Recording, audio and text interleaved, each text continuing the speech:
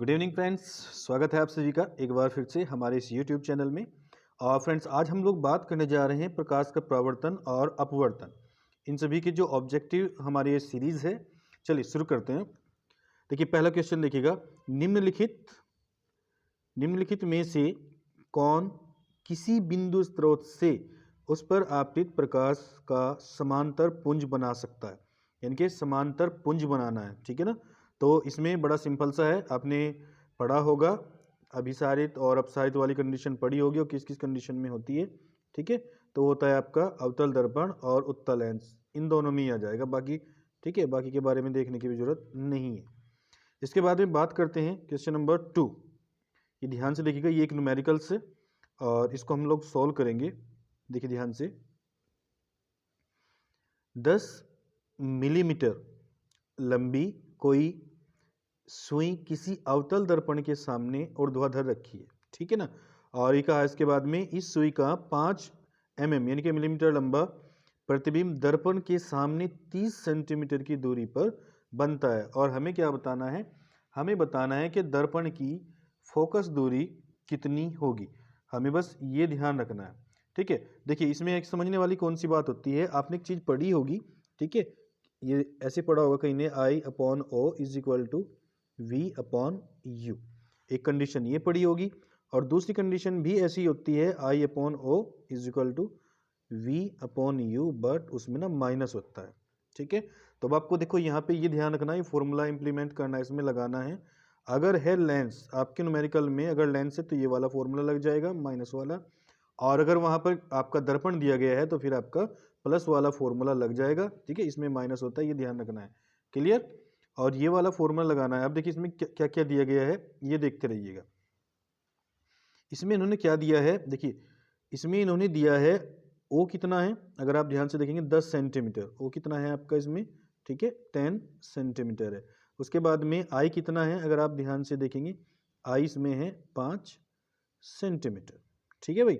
और उसके बाद में प्रतिबिंब दर्पण से, ठीक है, 30 सेंटीमीटर की दूरी पर बनता है। प्रतिबिंब जो आपका बन रहा है, प्रतिबिंब हमेशा क्या होता है, V कितना है, 30 सेंटीमीटर, ठीक है ना।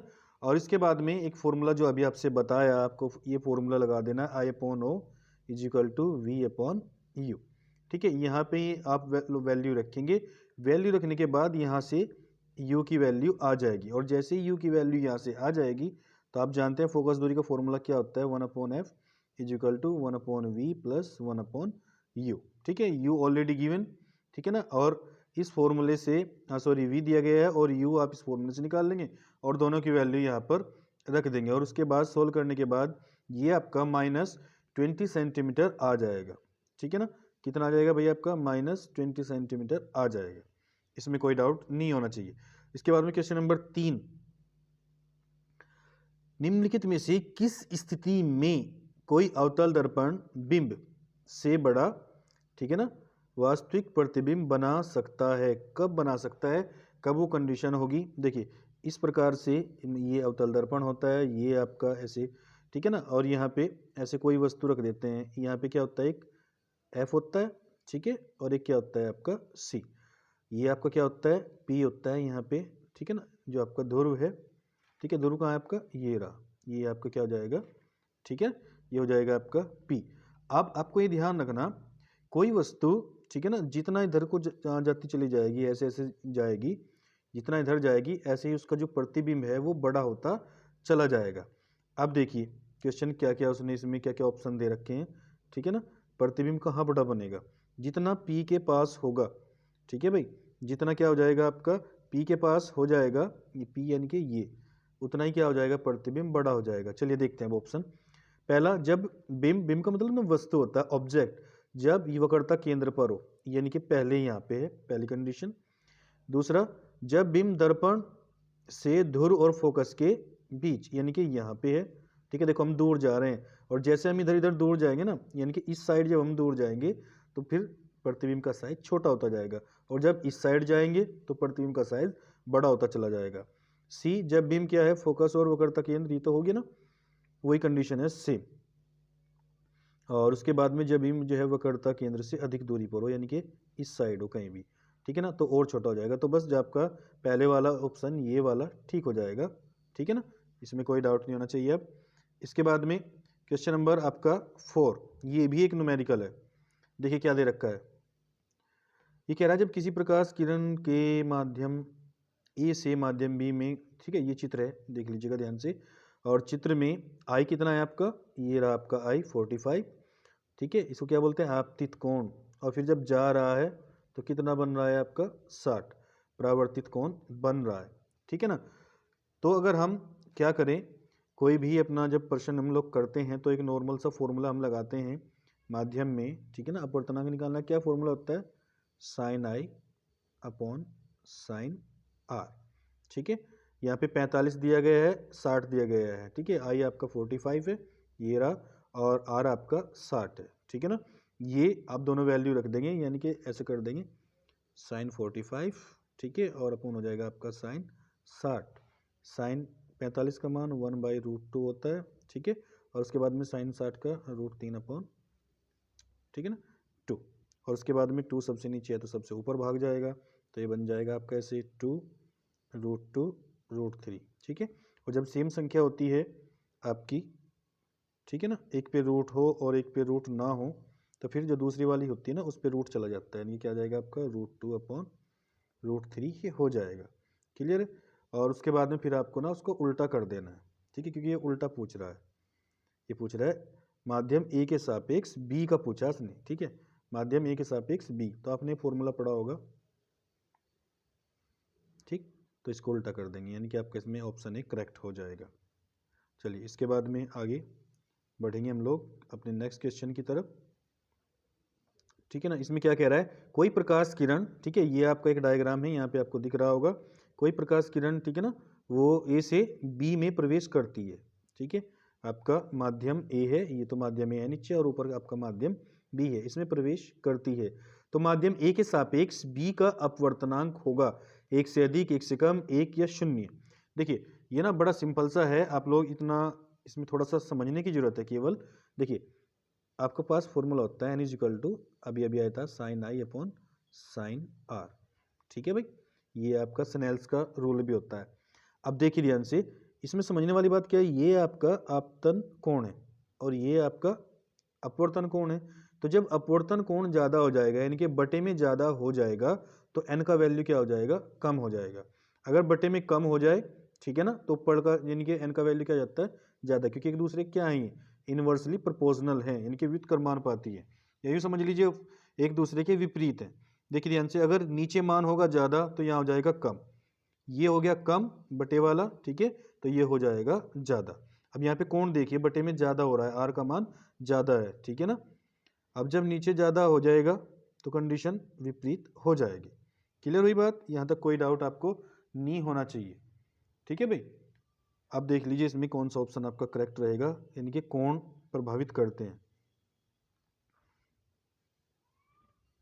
देखिए अब दोबारा से, ठीक है, ये आपका आई है यहाँ पे और ये आपका आर है।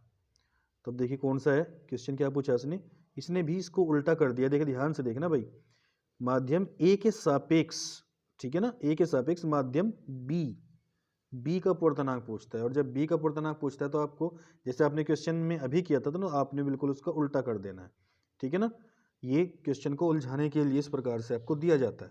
देखिए दोबारा समझिएगा, इसमें अपवर्तन कोण का मान ज़्यादा है, ठीक है। देखो अभी अभी क्या था, आपने पढ़ा था sine I upon sine R, ये फॉर्मूला पढ़ा था, आर का मान ज़्यादा हो गया, आर का मान ज़्यादा हो गया तो इसका मान क्या हो गया, कम, लेकिन उसने सवाल को घुमा दिया, उल्टा कर दिया है, ए के सापेक्ष बी पूछ रहा है तो क्या हो जाएगा, ज़्यादा हो जाएगा। क्लियर, यानी कि यहाँ पे आपका ऑप्शन ए आपका करेक्ट हो जाएगा।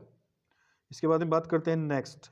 अब ध्यान से देखेंगे अगला क्वेश्चन नंबर आपका 6, क्या पूछा इसने, यानी कि यहाँ से देखिए लाइट जा रही है अंदर और फिर यहाँ से सी और डी से लाइट बाहर आ रही है, ठीक है। तो इस पूरी की जैसी लाइट अंदर गई ऐसे ही बाहर आ गई, तो कौन सा हो सकता है। देखिए इसमें कुछ सोचने की जरूरत नहीं है, ठीक है ना, कांच का आयताकार स्लैब हो जाएगा। और क्यों हो जाएगा, क्योंकि देखिए जो आपका अवतल लेंस है, उत्तल लेंस है, ये क्या करते हैं, किरणों को या तो अपसारित कर देते हैं या अभिसारित कर देते हैं, ठीक है, यानी या तो एक बिंदु पे ऐसे केंद्रित कर देंगे या फिर उनको ऐसे फैला देंगे। और जो प्रिज्म है, प्रिज्म उसको क्या करेगा, 7 कलर्स में डिवाइड कर देता है। तो तीनों ही कंडीशन नहीं होंगी आपकी, और आपका केवल एक ही हो जाएगा, आयताकार स्लैब वाली कंडीशन हो जाएगी। नेक्स्ट अगर आप देखेंगे ध्यान से, क्वेश्चन नंबर 7 की हम बात कर रहे हैं। 7 में क्या क्या है, देखिए ध्यान से, ऐसे ही ए से यहाँ से आपका प्रकाश जा रहा है और बी से प्रकाश बाहर आ रहा है। तो ऐसी कंडीशन में कौन सा लेंस होता है? देखिए लेंस आपके दो प्रकार के होते हैं, एक को हम अभिसारित बोलते हैं और एक को हम अपसारित बोलते हैं। ठीक है, इनके कन्वर्जिंग और डाइवर्जिंग। अब कन्वर्जिंग में क्या होता है, किरणें, ठीक है ना, एक बिंदु से ऐसे निकल के किरणें क्या हो जाती हैं, फैल जाती हैं। और ये किस कंडीशन में होता है, किरणें किस कंडीशन में फैलती हैं भैया, से एक निर्धारित बिंदु से, ठीक है ना, वो है आपका उत्तल लेंस। ठीक है, तो इसमें क्या आ जाएगा, आपका उत्तल आपका करेक्ट हो जाएगा, यानी कि ये वाला आपका करेक्ट हो गया। चलिए नेक्स्ट 8 की बात करते हैं। सारे क्वेश्चन इंपॉर्टेंट हैं और सारे क्वेश्चन उलझा भी रखे हैं अच्छे से जिन्होंने, है ये आपका एनसीईआरटी ही, ये ध्यान रखना है। अब 8 क्वेश्चन की बात करते हैं। देखिए कौन सा कथन सत्य है, 0.25 फोकस सेंटीमीटर फोकस दूरी वाले है ना उत्तल लेंस की क्षमता 4 डायोप्टर है। ये तो सोल्व करना पड़ेगा, करते हैं कोई बात नहीं।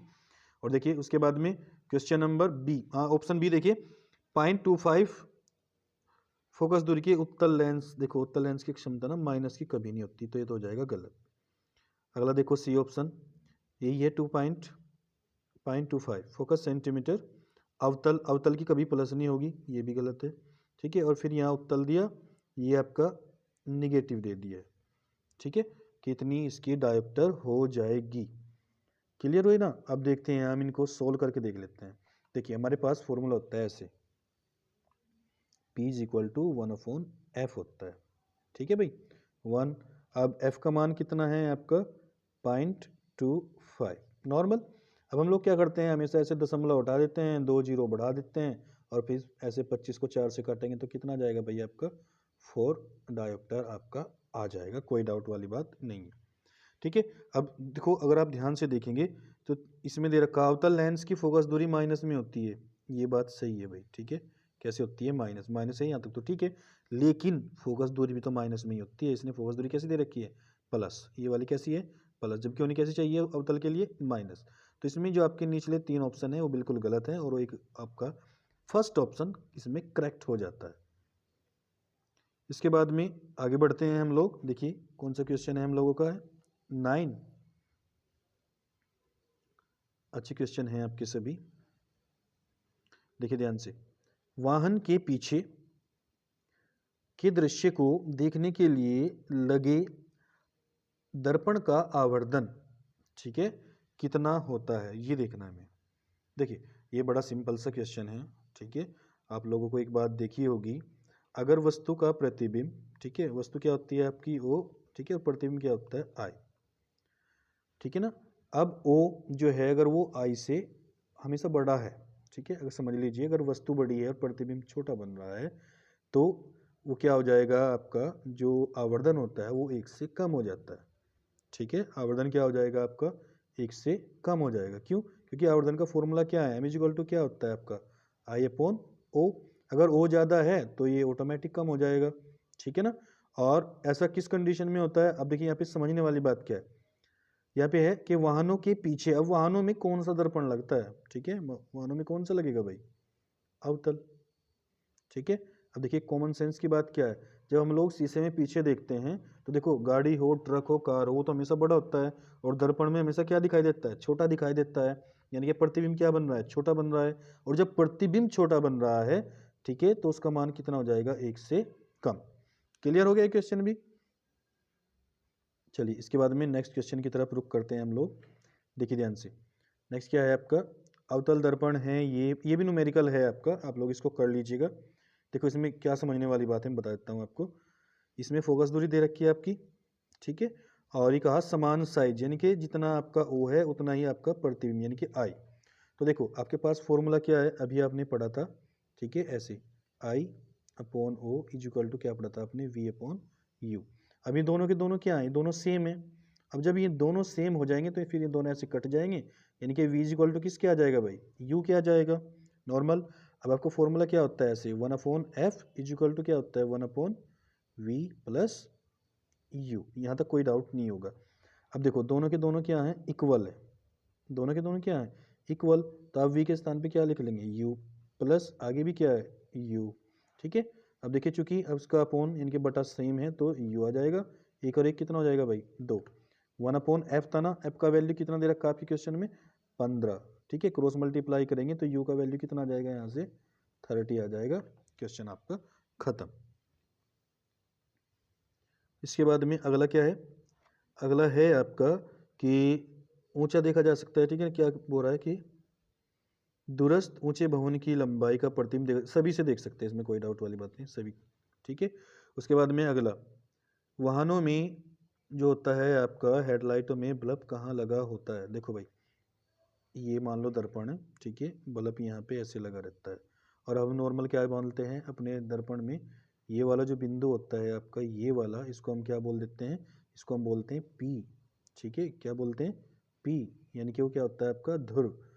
ठीक है, तो उसके बिल्कुल निकट होता है, बस आपको ये ध्यान रखना है कि वो क्या होता है आपका निकट हो जाता है फोकस के, क्योंकि यहीं पे क्या होता है आपका फोकस होता है F।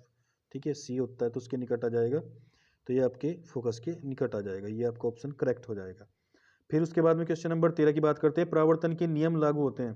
देखिए परावर्तन के 2 नियम हम लोगों ने पढ़े थे, अगर आपको याद आ रहे हो एग्जैक्ट, तो परावर्तन के 2 नियम होते हैं, लेकिन किसी भी नियम में ये कंडीशन नहीं रखी गई है कि वो आपके कौन से दर्पण के लिए हैं, उत्तल है, अवतल है, समतल है, अभुतल है। ठीक है, तो कौन सा उसमें है, किसी के लिए कोई कंडीशन नहीं है। ठीक है, तो इसमें क्या हो जाएगा आपका डी ऑप्शन करेक्ट हो जाएगा भाई, कोई सा भी हो सबके लिए चलेगा। इसके बाद में नेक्स्ट देखिए, अब आपका एक अलग से क्वेश्चन है, इसमें आपके 4 चित्र हैं, ध्यान से देखिए, ए बी सी डी, और फिर ये बताना। ठीक है, इसमें ना आपतित प्रकाश जो है वो आयताकार स्लैब है, तो इसमें आपने एक चीज़ पढ़ी होगी, अपवर्तन का नियम। कौन सी पढ़ी थी भाई, अपवर्तन का नियम आपने पढ़ा होगा, और अपवर्तन का नियम ही इसमें लागू हो रहा है, क्योंकि जो प्रकाश किरण है वो एक माध्यम से दूसरे माध्यम में जा रही है।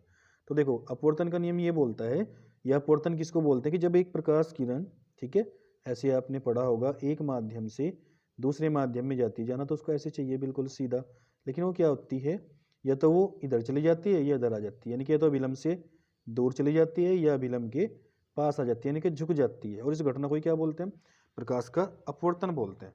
अब देखिए ध्यान से, ये प्रकाश किरण आर पार हो गई तो ये तो गलत, ये तो पॉसिबल नहीं है। इसमें देखेंगे, इसमें बिल्कुल, इस पर देखो कोई फर्क नहीं पड़ा माध्यम का, ये भी गलत। इसके बाद ये देखेंगे, ठीक है, यहाँ पे ये देखिए यहाँ पे गई है, और उसके बाद माध्यम में ये ऐसे निकलनी थी लेकिन ये झुक गई, तो ये ऑप्शन हमारा सही हो जाएगा। जबकि अगला देखेंगे, ये देखो ऐसे है, ये झुक तो गई लेकिन फिर ये आगे सीधी निकल गई, जबकि माध्यम बदलने पर यहाँ पे इसका रास्ता बदलना था, तो आपका ऑप्शन भी इसमें करेक्ट हो जाएगा। क्लियर भाई। इसके बाद में आगे चलते हैं, एक से एक क्वेश्चन आपको इसमें देखने को मिलेगा। क्वेश्चन नंबर कौन सा है फिर आगे आपका, 19, देखिए सॉरी 15। आपको जल, तारपीन का तेल, बेंजीन, केरोसिन ये दिया गया है, किस माध्यम में समान कोण पर तिरछी आपतित किरण है ना, कोई प्रकाश किरण अधिक मुड़ेगी। देखो भाई, अधिक तब मुड़ती है जब नीचे माध्यम सघन हो जाए, ऐसे है ना। ठीक है, तो माध्यम जितना अधिक सघन हो जाएगा हमारा, उतनी अधिक हमारी जो प्रकाश किरण है वो मुड़ जाएगी। क्लियर हो गया, तो बस इनमें ढूंढ लीजिए सघन कौन है, केरोसिन, जल, तारपीन का बेंजीन। ठीक है, इनमें सबसे अधिक कौन है, बेंजीन, तो बेंजीन आपका करेक्ट ऑप्शन हो जाएगा। इसके बाद में नेक्स्ट देखिए, और क्वेश्चन नंबर 16, निम्न में कौन सा आरेख सही है। देखिए ये तो है आपका चित्र, और इसके फिर 4 ऑप्शन ये रहे आपके सामने। ठीक है, तो कौन सा सही है ये देखना। देखिए पहले वाला ऑप्शन देखेंगे, चित्र ए की बात हम लोग कर रहे हैं, और जो इसके नियम होते हैं ना, पहला नियम जैसे मान लीजिए ये होता है कि जब कोई समांतर किरण जाती है, आपके जो मुख्य अक्ष है इसके समांतर जाएगी तो फिर वो फोकस को होके जाती है, जबकि इसमें फोकस को होके नहीं जा रही, तो पहले वाला हो जाएगा गलत। इसमें जा रही, इसमें फोकस को नहीं जा रही है, ठीक है, ये भी आपका गलत। इसमें फिर ये देखेंगे ऑप्शन नंबर डी। ठीक है, ये देखो इसमें पहले सी देख लो, ये वाला, जब कोई प्रकाश किरण समांतर जाती है तो उसको फोकस से जाना चाहिए। ठीक है, जैसे ये जा रहा है तो ये तो हो गया आपका ऑप्शन सही। अब जब प्रकाश किरण जैसे आती है वैसे ही जाती है, तो ये केवल और केवल ऐसी कंडीशन में होता है, ध्यान से देखिए, जब कोई प्रकाश किरण वक्रता केंद्र से आती है, ठीक है, ऐसे आई, तो फिर वो टकरा के ऐसे ही वापस चली जाती है, यानी कि वक्रता केंद्र पे ऐसा होता है। क्लियर? तो आपका ऑप्शन डी इसमें करेक्ट हो जाएगा। इसके बाद में बात करते हैं हम लोग, अपना एक क्वेश्चन और है, नीचे ध्यान से देखिए, क्वेश्चन नंबर 17 की बात करते हैं। ये भी वही है, ध्यान से देखिए, बस इतना है कि ये अवतल लेंस है, ये आपका नीचे उत्तल वाला हो गया। लेंस है चाहे दर्पण है, देख लीजिए एक बार क्या दे रखा है, दर्पण है, निचले में लेंस है। देखो, कोई किरण अगर फोकस पे आई है, ठीक है, ये तो चित्र है, ऑप्शन ए देखिए, कोई अगर फोकस को आती है तो हमेशा समांतर जानी चाहिए। भाई समांतर जा रही है, देखिए बिल्कुल, ठीक है, क्लियर, यहाँ तक तो बात ठीक है।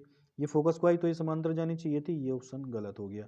ये फोकस को आ रही है, ये भी समांतर नहीं जा रही है, ठीक है, और ये समांतर आई, ये फोकस को जानी चाहिए थी, लेकिन ये भी इसने उल्टा कर दिया, ठीक है, ये भी आपका गलत, तो एक ऑप्शन आपका सही हो जाएगा, ये वाला।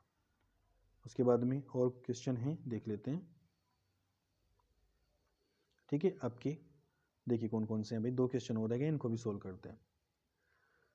कोई बच्चा किसी जादुई दर्पण के सामने खड़ा है, ठीक है, ऐसे मान लीजिए कोई दर्पण है, और उसके बाद में इस प्रति उसका सिर बड़ा, शरीर का मध्य भाग समान और पैर छोटे दिखाई देते हैं। इस प्रकार से, ठीक है, शीशे में 3 हिस्से हैं, यहाँ एक दर्पण अलग है, यहाँ अलग है, यहाँ अलग है। तो अब ध्यान से देखिए, उसका जो सिर है, सिर वहाँ पे क्या हो रहा है, बड़ा दिखाई दे रहा है, ठीक है भाई, सिर कैसा दिखाई दे रहा है, बड़ा। बड़ा कब दिखाई देगा, अवतल, ठीक है भाई, अवतल। समान कब दिखाई देता है, समतल, जो हम लोग अपना देखने के लिए यूज करते हैं। छोटा किस में दिखाई देगा, उत्तल। ऑप्शन देख लीजिए, जहां भी होगा उसको टिक कर देंगे, बात खत्म हो जाएगी। और उसके बाद में क्वेश्चन बचता है हमारा लास्ट, इसको भी देख लेते हैं। निम्नलिखित में से किसके द्वारा अनंत पर किसी वस्तु का प्रतिबिंब अत्यधिक छोटा बनेगा। भाई अनंत पे तो सबका ही बनेगा, ठीक है, उत्तल हो अवतल हो, चाहे उत्तल लेंस हो चाहे अवतल लेंस हो, अनंत है, अनंत पे तो प्रतिबिंब छोटा ही बनेगा, भले ही वो कितने भी बड़े आकार का क्यों ना हो।